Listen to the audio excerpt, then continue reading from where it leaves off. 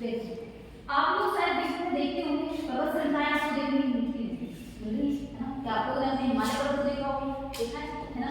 आप लोगों ने रॉकीज और एंडीज के बारे में पढ़ा है, सुना होगा कभी कि रॉकीज पर्वतमाला और एंडीज पर्वतमाला के बारे में सुना होगा। रॉकीज पर्वतमाला कहाँ पाई जाती है?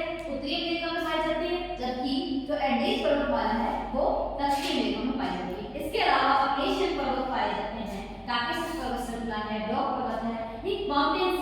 इन माउंटेन्स का निर्माण किस प्रकार हुआ, ये किस प्रकार आज जो हमें दिखाई दे रहे हैं, किस प्रकार अस्तित्व में आए, इनको पढ़ना हमारे लिए बहुत जरूरी है। क्योंकि जब तक हम इनके सिद्धांत नहीं पढ़ेंगे, इनके निर्माण की क्रियाएं पढ़ेंगे, तब तक हमें नहीं पता लगेगा कि इनका निर्माण कैसे हुआ। कुछ विज्ञानियों ने कुछ भूगोलविदों ने सिद्धांत दिए, जैसे कॉपर महोदय, जॉली महोदय थे, हॉब्स महोदय थे। इनके सिद्धांत में से सबसे इंपॉर्टेंट हम जो पढ़ते हैं वो पढ़ते हैं कॉपर महोदय का भूसंगति सिद्धांत। एक शब्द आएगा इसमें भूसंगति। भूसंगति को इंग्लिश में बोलते हैं जियोसिंक्लाइन। सिंक्लाइन के नाम से जियोसिंक्लाइन। जियोसिंक्लाइन का अर्थ क्या होता है? भू प्लस संगति, यानी कि भूसंगतियां ऐसे भाग है, ऐसे जलीय भाग है जिनमें जो नदियों द्वारा आए गए अवसादों का जमाव होता है। यानी कि अगर मैं ये मेरी कोई भूसंगति है जिसमें अवसाद जमा हो रहे हैं, यानी कि नदियां इधर से भी आ रही है और इधर से भी आ रही है। इधर कोई कठोर भूखंड है, ठीक है, इधर भी कोई कठोर भूखंड है। आप नॉर्मल स्थिति में देखो, जहां पर कोई पानी का भाग है वहां उसके दोनों तरफ क्या है? दृढ़ भूखंड है, यानी कि स्थल भाग है। स्थल भाग है कि अगर स्थल भाग वहां है तो इन दोनों के मध्य जलीय भाग है। तो एक बात बताना, जब नदियां अपने साथ अवसाद भाग लेके आती है तो वो इसमें डालती है ना, और ये क्रिया लाखों करोड़ों सालों से होती है। यानी कि अगर आपसे कोई भूसंगति के बारे में पूछे तो भूसंगति क्या है? जलीय उथले भाग है जिनमें अवसादों का जमाव होता है, और इनमें लाखों करोड़ साल तक अवसादों का जमाव होता जाता है, जिसके कारण देखो अगर मैं इसको 60 डालूं तो इसकी तले नीचे धंसेगी, यानी कि अब ये इस स्थिति में ये ऐसे बनने जाएगी आगे, क्योंकि नीचे धंसती है, नीचे धंसती जाएगी, ठीक है। ऐसे ये इसका नीचे की तरफ सबडक्शन हो रहा है, क्योंकि इसमें धंसाव होता जा रहा है, क्योंकि इसमें अवसाद ज्यादा होता जा रहा है, क्योंकि साल एक स्ट्रक्चर एक समय के लिए हुई तो बहुत लंबे समय में संपन्न होने वाली गतिविधि थी। जब इस सिंक्लाइन में या जियोसिंक्लाइन में अवसादों का जमाव इतना अधिक हो जाता है कि तले धंसते धंसते ये पूरी तरह खुल भर जाती है, यानी कि इस तरह इसका पूरी तरह या क्या कहेंगे इसको, उसको क्या एक नाम दे सकते हैं, जैसे कि जब दोनों तरफ से आने वाले अवसादों से ये परिपूर्ण हो जाएगी, सबडक्शन की क्रिया पूर्ण हो जाएगी, तो क्या होगा इसमें हलचल उत्पन्न होगी, क्योंकि अगर कोई चीज अपनी आवश्यकता से अधिक बढ़ जाएगी तो उसमें कंपन होगा, हलचल होगी, क्योंकि एक नॉर्मल दशा से ज्यादा कोई चीज हो जाती है तो वो अपने आप को अव्यवस्थित करेगी। जब इसमें अव्यवस्था होगी तो क्या होगा कि जो कठोर भूखंड थे इनमें संचलन होगा, है ना, क्योंकि संचलन होगा तो इनकी गति कैसे होगी? ये इसकी तरफ भागेगा और ये इसकी तरफ संचलन करेगा। जब ये दो भूखंड एक दूसरे की तरफ गति करेंगे तो इस मध्य भाग में जो ये क्या थे?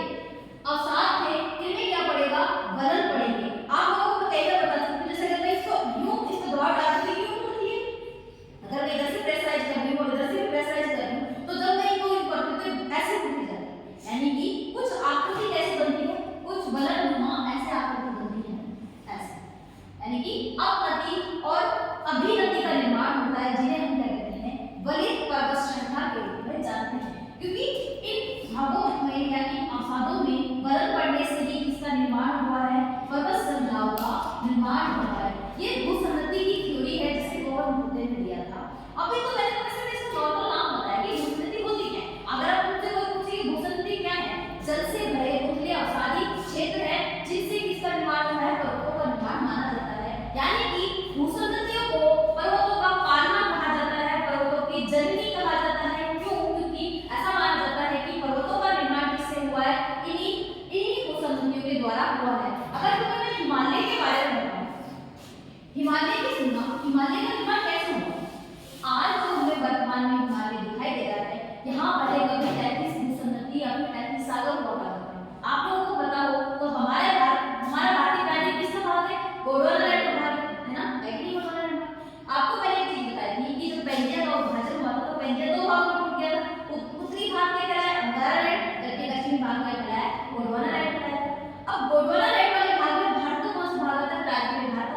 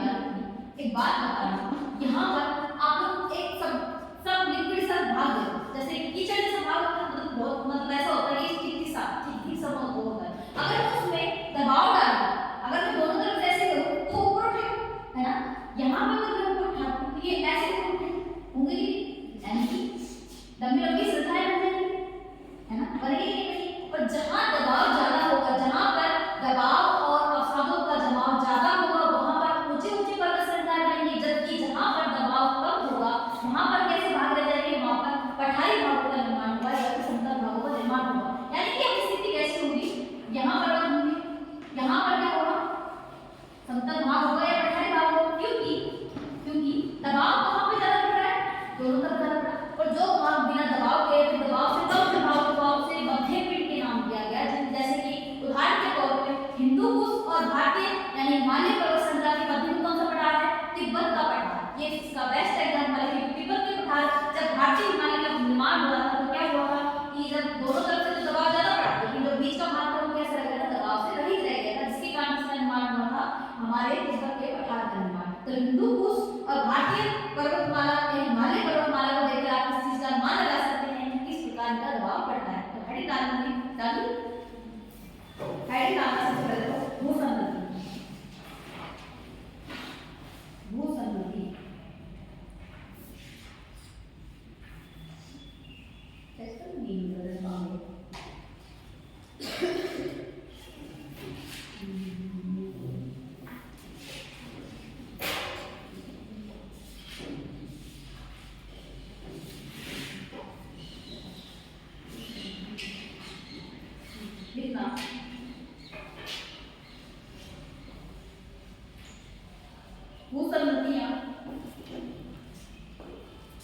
भूसंगतियां लंबे, सकरे तथा पुतले। भूसंगतियां लंबे, पुतले तथा सकरे जलीय भाग होते हैं। सकरे जलीय भाग होते हैं,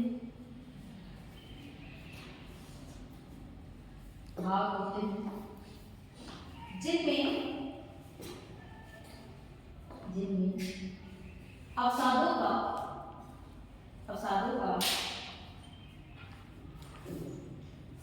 जमाव होता है। अवसादों का जमाव होता है। इन तलछटीय निक्षेपों के जमाव से, इन तलछटीय निक्षेपों के जमाव से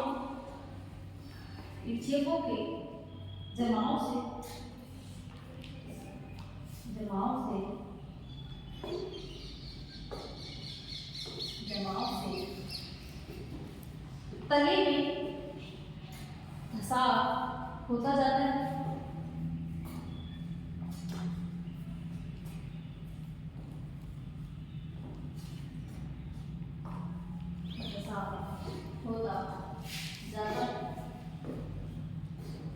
भूसंगति की संकल्पना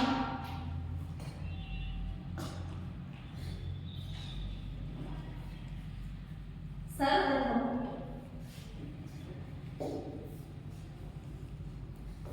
हाल एवं दाना में, हाल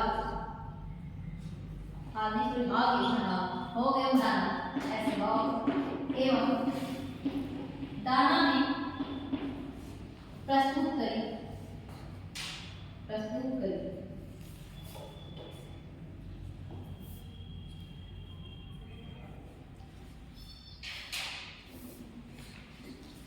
भूसंगतियों को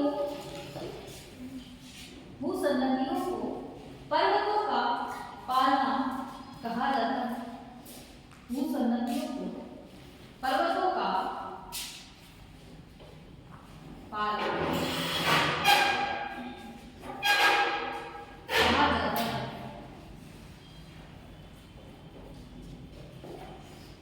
अर्थात अधिकांश पर्वतों की उत्पत्ति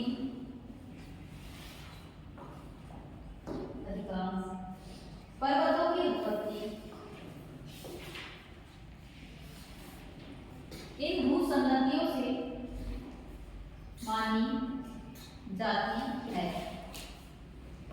भूसंगतियों से मानी जाती है।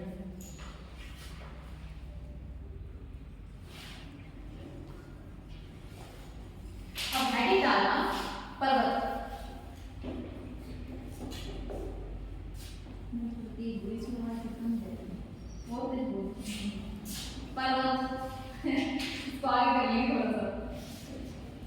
पर्वत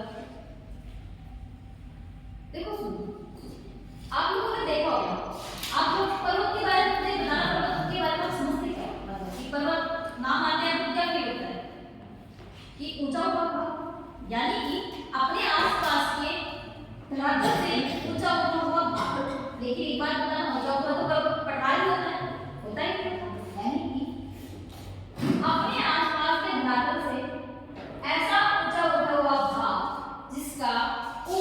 ढाल तीव्र यानी कि तीक्ष्ण रूप में या शंकु रूप में पाया जाता है, उसे हम क्या कहते हैं, पर्वत के रूप में जानते हैं। यानी कि ऊंचा उठा तो वो अपने आसपास की धरातल से, लेकिन उसका जो शिखर है वो कैसा होना चाहिए, वो नुकीला या तीव्र ढाल वाला होना चाहिए, उसे ही हम पर्वत के रूप में जानते हैं। जबकि अगर अपने आसपास के धरातल से ऊंचा उठा हुआ ऐसा कोई भाग जिसका ऊपरी शिखर कैसा हो, मेज की तरह हो या समतल हो, तो उसे हम क्या कहते हैं, उसे हम कहते हैं पठार।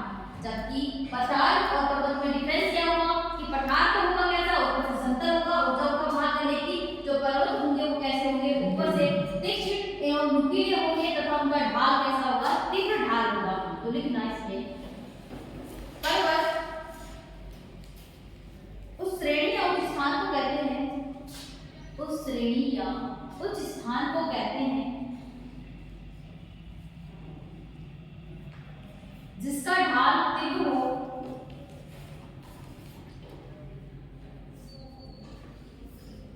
जिसका ढाल तीव्र हो तथा अपने समीपवर्ती भाग से तथा अपने समीपवर्ती भाग से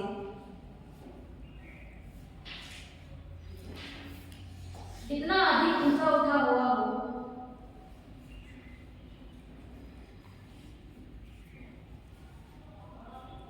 इतना अधिक ऊंचा उठा हुआ हो कि वह दूर से ही स्पष्ट दिखाई दे जाए, दूर से ही स्पष्ट दिखाई दे,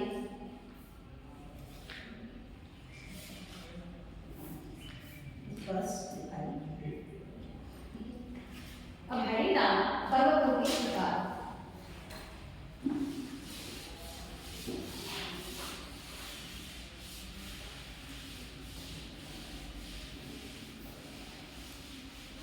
पर्वतों के प्रकार, पर्वतों के प्रकार। सुनना, तुम्हें याद हो तो मैंने तुम्हें एक चीज बताई थी कि ब्लॉक पर्वत बताए थे, मैंने पदाकार पर्वत बताए थे, बताए थे बताए और वलित पर्वत बताए थे। वलित पर्वतों की तो हम अभी थोड़ी देर पहले चर्चा कर रहे थे, यानी कि वलित पर्वत कैसे होते हैं, जो मोड़दार पाए जाते हैं। हमने एक चीज पढ़ी थी, एक दिन भ्रष्ट पढ़ रहे थे हम, जब भ्रष्ट पढ़े थे मैंने एक चीज बताई थी, अगर ये दो भूखंड है, ये पूरा एक तो पूरा भाग है ना, इसमें भ्रंशन की क्रिया है, भ्रंशन की क्रिया, भ्रंश के कारण इस भाग में क्या हुई, दरार पड़ी। एक समय ऐसा आता है जब ये तनाव के कारण ये दोनों भाग एक दूसरे से अलग हो जाते हैं, तो बीच का जो भाग टूटा वो नीचे चला जाएगा, यानी कि अब ये स्थिति कुछ ऐसी मिल जाएगी, ऐसी, ठीक है। यूं, अब मुझे एक चीज बताना कि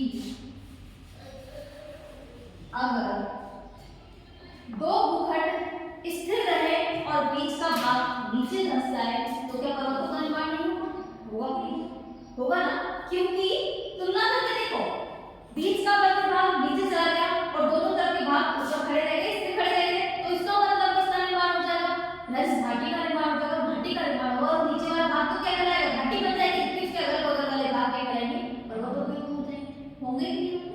इसी प्रकार ये एक स्थिति है, एक अगर मैं कहूं जैसे ये कोई भाग है, इसका ये बीच वाला भाग तो क्या रह जाए, ये स्थिर रह जाए, यानी कि ऐसे दरार पड़ी इसमें, ये बीच इन दोनों भागों में क्या हुई, दरार। अब एक बात बताओ, बीच वाला भाग स्थिर रह जाए और ये दोनों अगल बगल के भाग नीचे धंस जाए तो स्थिति कैसे बन जाएगी, कुछ स्थिति ऐसी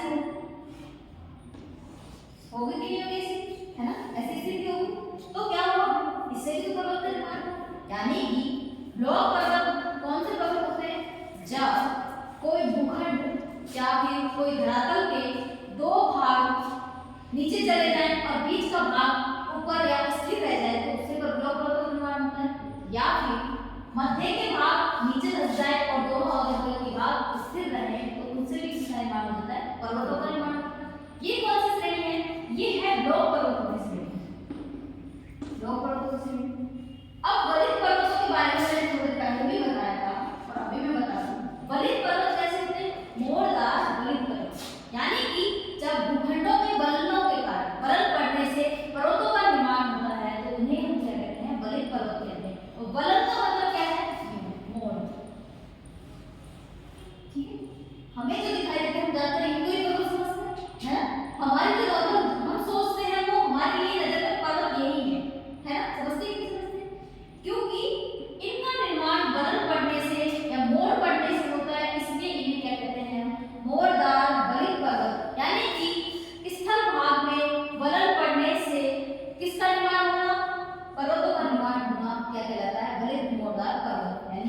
हम लोग ने क्या पढ़ी थी, थोड़ी देर पहले पढ़ा था कि भूस्खलन में बर्फ पड़ने से किसका निर्माण होता है, पर्वतों का निर्माण होता है।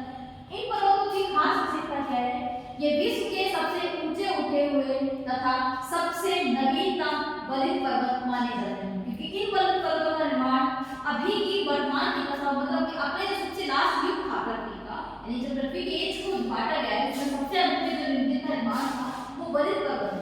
आप लोगों ने हिमालय के बारे में सुना होगा कि हिमालय में भूकंप बहुत आते हैं।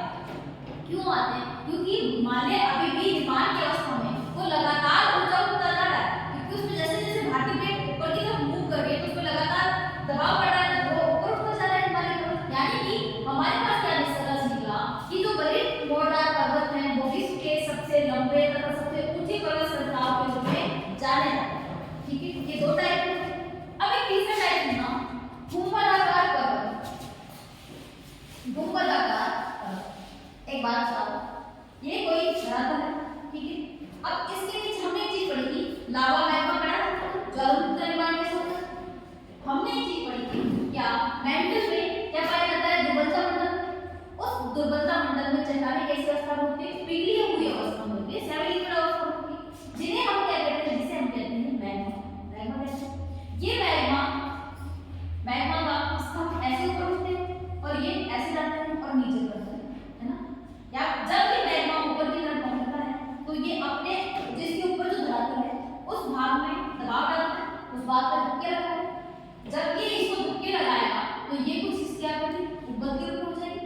उम्मत के रूप में होगी कि नहीं होगी ना, यानी कि पृथ्वी के अंदर से लगने वाले बल के कारण स्थलीय भाग का गुंबद रूप में मुड़ जाना, गुंबद रूप में निर्माण हो जाना क्या कहलाता है, गुंबदाकार पर्वतों की श्रेणी बन जाती है, जिसे हम कहते हैं गुंबदाकार पर्वत। ये एक प्रकार हो गया गुंबदाकार पर्वत, ठीक है। अब लास्ट में आता है अवशिष्ट पर्वत। अवशिष्ट पर्वत कौन से होते हैं? ऐसे पर्वत जो किसी समय में बहुत ऊंचे ऊंचे उठे हुए भाग थे, परंतु उन पर अपरदन और विक्षेपण की क्रिया के कारण, अपरदन तथा अपक्षय के कारण उनका क्या हो गया, अपरदन हो गया, जिसके कारण वो आज क्या दिखाई देते हैं, हमें अवशिष्ट पर्वत श्रृंखलाओं के रूप में दिखाई देते हैं। यानी कि जो पर्वत कभी किसी समय 8-8 हजार मीटर की ऊंचाई तक दिखाई देते थे, आज उन्हें सिर्फ 1728 मीटर के आसपास की ऊंचाई के रूप में दिखाई देते हैं। ऐसे पर्वतों को क्या कहते हैं, बलित पर्वत। तो ये बलित के अवशिष्ट पर्वत या फिर कहते हैं घर्षित पर्वत। जैसे कि उदाहरण के तौर पर इसमें कौन सा हो सकती है, अरावली पर्वत श्रृंखला। आज आपको जो अरावली दिखाई दे रही है वो एक अवशिष्ट पर्वत है, यानी कि वो अपरदित हो चुके। आप लोग देखोगे जब हमारे यहाँ से गुजरात के ब्रह्मपेड़ा से शुरू होती है अरावली पर्वत श्रृंखला, ये जब दिल्ली में रायलसीमा की पहाड़ियों पर पहुंचती है तो वहां जाकर ये मैदान के रूप में मिल जाती है। यानी कि इसका अपरदन इतना अधिक हो चुका है कि दिल्ली में पहुंचते पहुंचते ये कैसे हो जाती है, मैदान के रूप में मिल जाती है।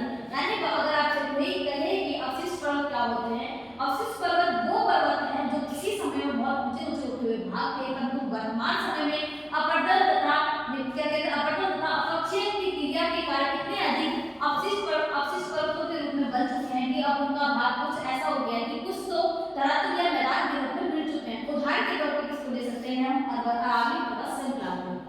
समझ में आया कि अवशिष्ट पर्वत क्या होते हैं? अवशिष्ट पर्वतों का अपरदन की क्रिया के कारण उनका ऊपरी भाग क्या हो जाता है, घर्षित हो जाता है। ऊपरी भाग घर्षित होगा तो नीचे होगी, उनकी हाइट कम होगी, जिसके कारण क्या दिखाई देते हैं, वो आज हमें छोटे छोटे पठार या छोटे छोटे पहाड़ियों के रूप में नजर आते हैं। तो लिखना सबसे पहले बलित पर्वत।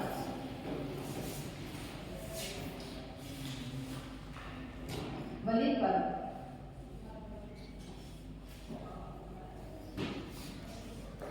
जब चट्टानों में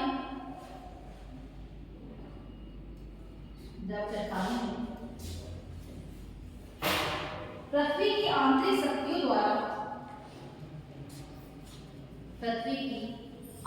शक्तियों द्वारा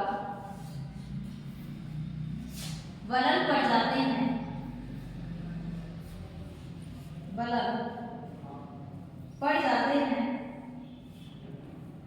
तो उसे मोरदार पर्वत या बलित पर्वत कहा जाता है।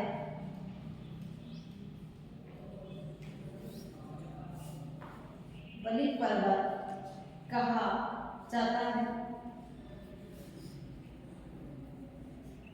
बलित पर्वत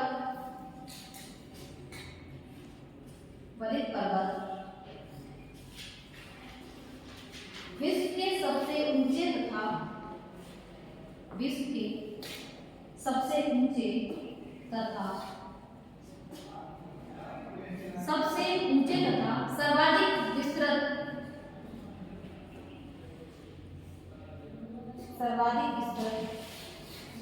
पर्वत है। सर्वाधिक विस्तृत पर्वत है जो कि हर महाद्वीप में सामान्यतः पाए जाते हैं। हर महाद्वीप में सामान्यतः पाए जाते हैं।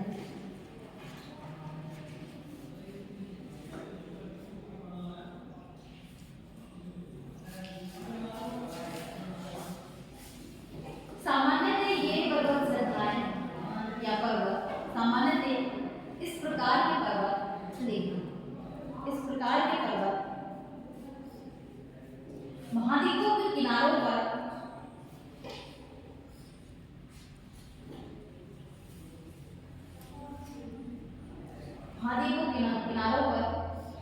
या तो उत्तर से दक्षिण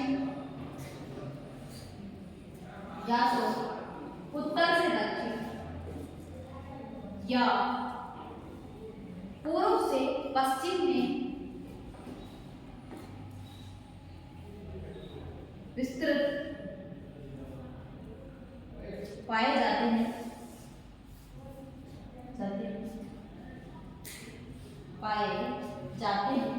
जैसे रॉकीज पर्वतमाला, रॉकीज एंडीज,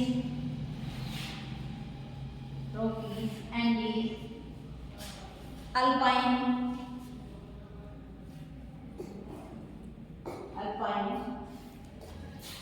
पर्वत श्रृंखलाएं।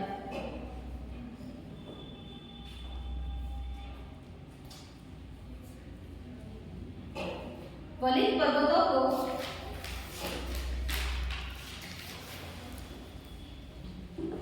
विश्व के सबसे नवीनतम पर्वत माना जाता है। सबसे नवीनतम पर्वत माना जाता है।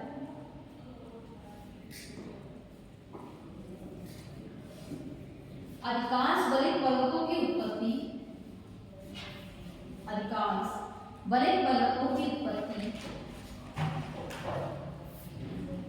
भूसन्नतियों से मानी जाती है। भूसन्नति से मानी जाती है।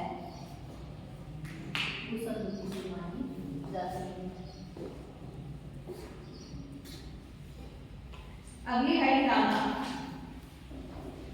ब्लॉक पर्वत।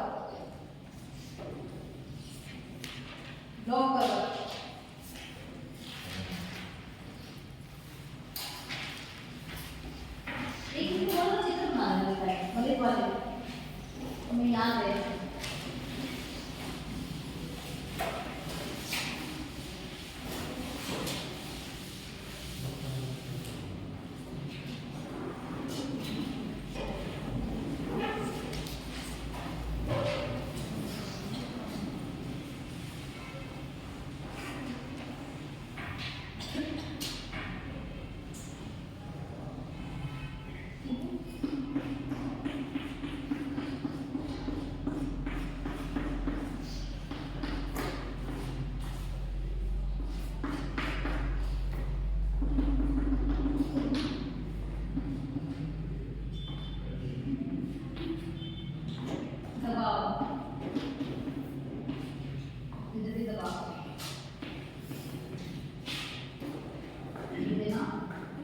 वलित पर्वत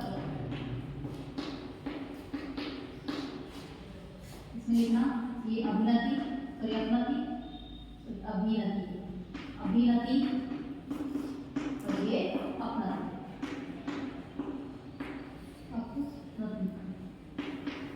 ठीक है,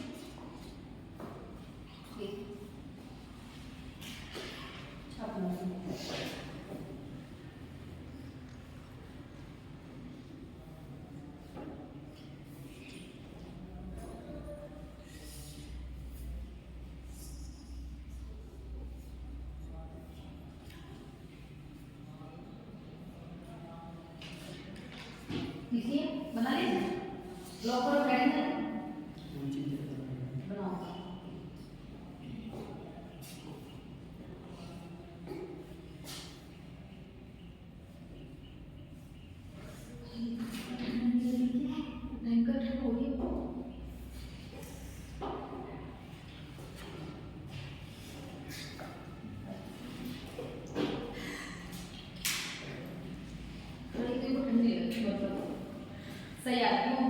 नहीं लड़कियों को सर्दी नहीं लगती है। वो हिमालय में जाके साड़ी में फोटो खिंचवाती है, वो बगल वाला आदमी बेचारा 10-10 महीने में पड़ता रहता है, हवा सर्दी सर्दी करता है। अरे योगेश ठंड पड़ने लगी क्या बनाने की हाइट डालो, ब्लॉक करो, डालो समझा तो मैंने एक बार समझ नहीं करते क्या, चलो पहले एक बार सुना देखो। ब्लॉक पर्वतों का निर्माण, ब्लॉक पर्वतों का निर्माण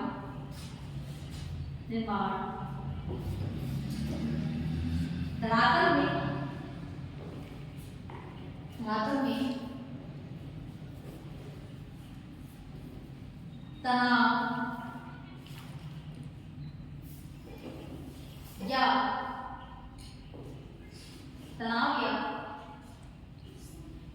खिंचाव के कारण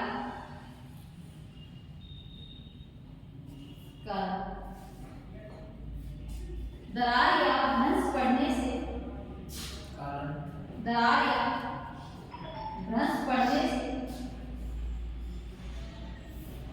होता है।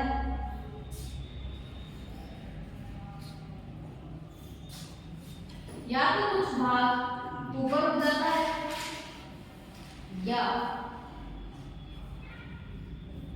तो कुछ भाग ऊपर उठ जाता है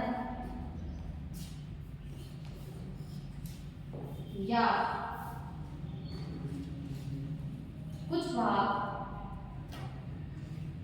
नीचे धंस जाता है।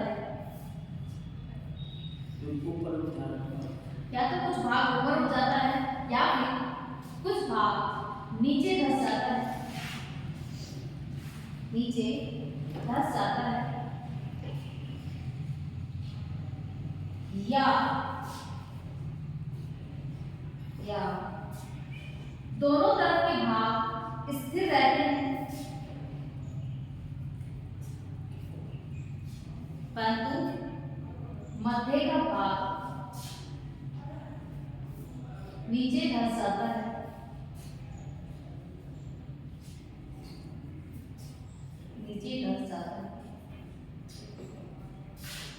जिसके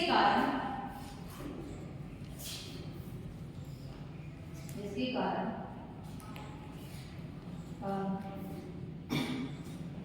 ब्लॉक पर्वत का निर्माण हो जाता है।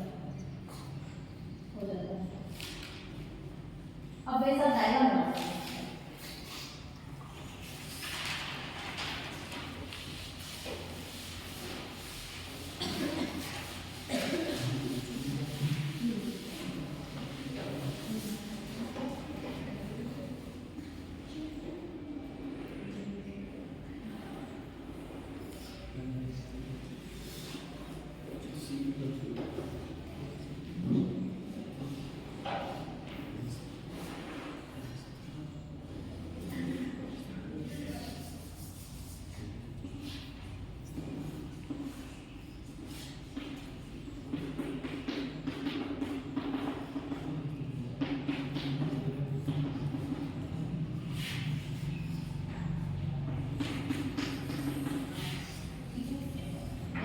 कैसे बन जाएगी?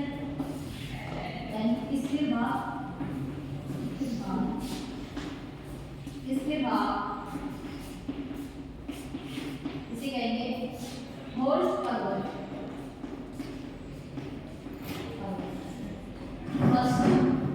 ठीक है, सेकंड कौन सी स्थिति बनेगी? मैंने तो इसलिए हटाया को गलत करती कोई जरूरत नहीं बताना। या तो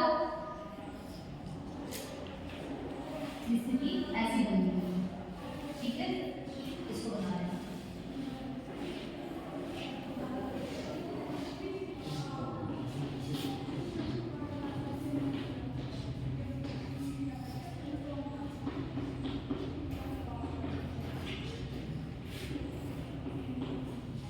ब्लॉक पर्वत